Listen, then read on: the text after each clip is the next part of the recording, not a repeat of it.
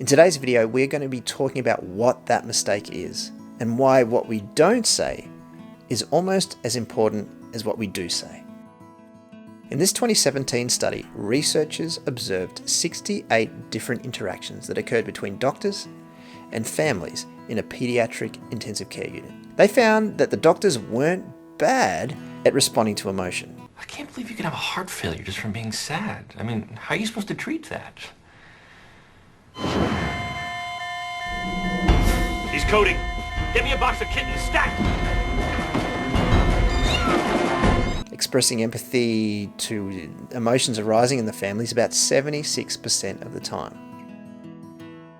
But what the researchers noticed was that the way the family members received this empathy varied dramatically, depending on how the doctor delivered that empathy. And it wasn't what the doctors said that made the biggest difference, or even how they said it. The thing that seemed to make the biggest difference was a specific behaviour that some doctors exhibited immediately after they expressed that empathy. When the doctors behaved in one particular way, their empathetic statement seemed to make very little impact on the families they were speaking to. When the doctors behaved in another particular way, the families were 18 times more likely to respond with a very high level of trust. So what made the difference? It's very simple.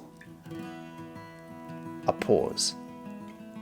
When the doctors continued talking immediately after expressing empathy, that empathy was buried in the words that followed. But when the doctors instead paused after expressing empathy, their words were allowed to land and really have an effect on the people receiving it. Let's check out two examples.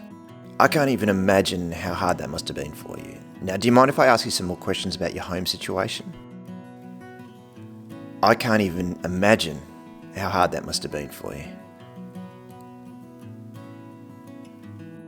What did you notice? In the first example, it seems to me that the impact of the empathy is completely lost, and it almost seems like I'm being inauthentic, like I'm actually more interested in moving on to another topic.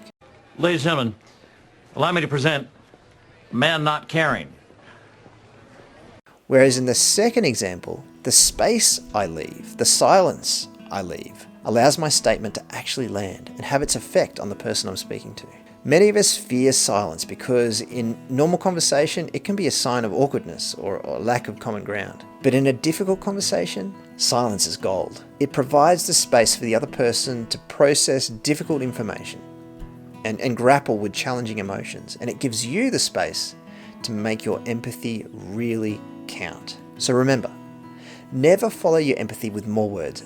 Just stop.